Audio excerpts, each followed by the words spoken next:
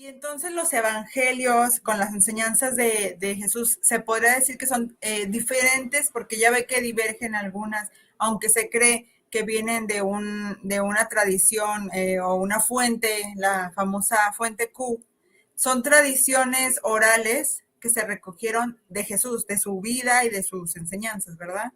Por eso hay Bue- esas divergencias. Bueno, antes de todo hay la oralidad, ¿no? Jesús habló y la gente contaba el uno al otro. Después gente comienza a escribir. Aparentemente, antes Lucas dice que muchos trataron de escribir, ¿no?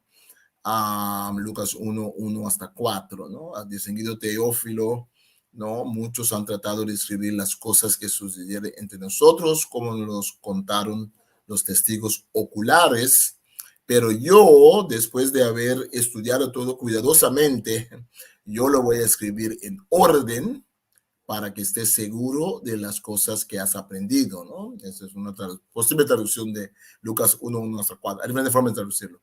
Pero entonces la gente escribe, ¿no? La teoría de Q hay que tomarlo por lo que es, una teoría. ¿Qué es Q? Q son los textos que Mateo y Lucas tienen en común, pero no se ha encontrado ningún documento Q. Entonces, lo que decimos en el estudio del Nuevo Testamento, hablamos de Q como una hipótesis de que Mateo y Lucas aparentemente tenían a su disposición un documento o una reserva oral, porque eso también la gente se olvida muchas veces, que tal vez en algún pueblo algunos conocían esas historias o esos textos que llamamos Q. Pero hay que tener un poco de cuidado porque yo veo que, bueno, hay muchos estudiosos que ponen la mano en el fuego para Q, pero no se ha encontrado ningún manuscrito que se parece a Q. Lo que tenemos son siempre los manuscritos de Lucas y de Mateo y de Marcos y de Juan. Nosotros al leerlos podemos decir que, por ejemplo, hay textos que solamente Lucas tiene, hay textos que solamente Mateo tiene, ¿no? Con Juan es un caso diferente, en todo caso, Juan tiene mucho de sí mismo.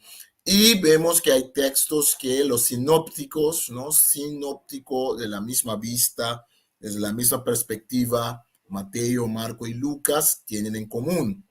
Y después vemos que, Mateo y Lucas, el Padre Nuestro, Mateo lo tiene, Lucas lo tiene en una versión más corta. Eh, el sermón en el monte, que Lucas llama el sermón en el valle, eh, los dos lo tienen, ¿no? Entonces se ha extrapolado todos los textos que los dos, la tentación de Jesús, la versión más larga, porque Marcos lo menciona, pero no tiene la versión larga. Los dos lo tienen. Entonces podemos extrapolar y esa extrapolación se ha llamado Quelle en alemán, significa fuente. Esa fuente Q, se piensa entonces que, hey, mira, tenían Marcos a su disposición, porque tienen mucho de Marcos los dos, el Evangelio de Marcos, y tenían otro material que, wow, coincide mucho entre los dos, por eso lo llaman Q. Pero el problema que yo tengo con eso es una cosa es postular Q como hipótesis, otra cosa es pensar de que había un documento, porque no hemos encontrado el documento. Entonces siempre hay que decir que es una hipótesis, hay que decir, porque puede ser también.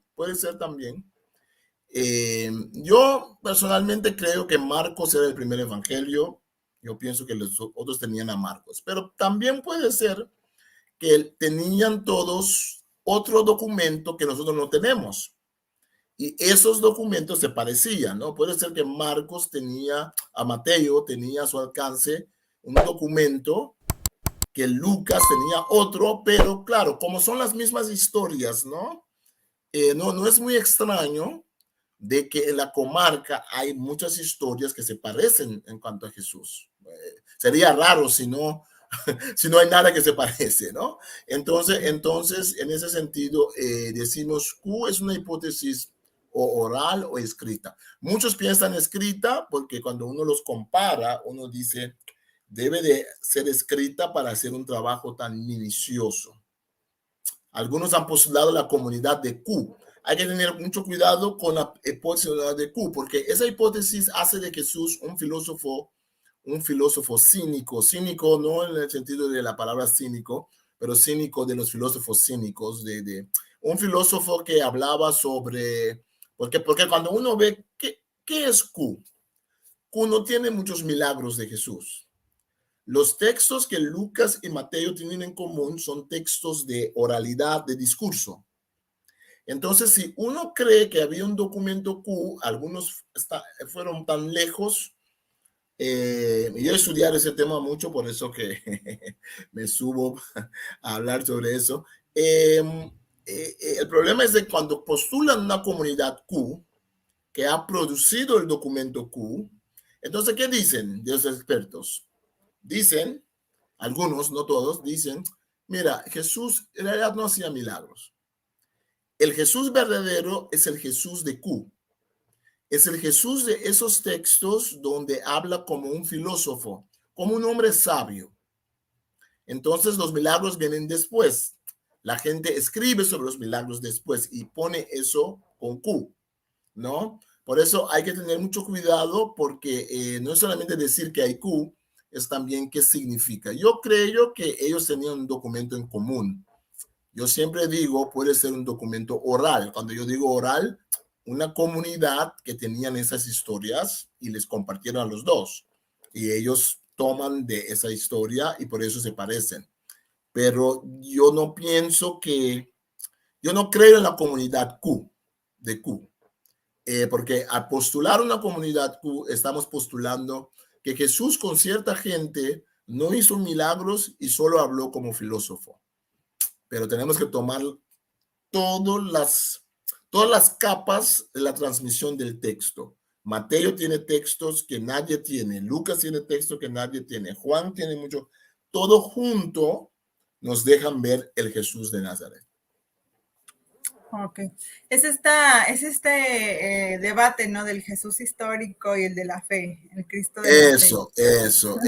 Y ese debate, por ejemplo, yo he seguido por mucho tiempo, ha salido, yo tengo el libro por acá, había un grupo de expertos del Nuevo Testamento que se reunían a votar cuál pasaje es de Jesús o no.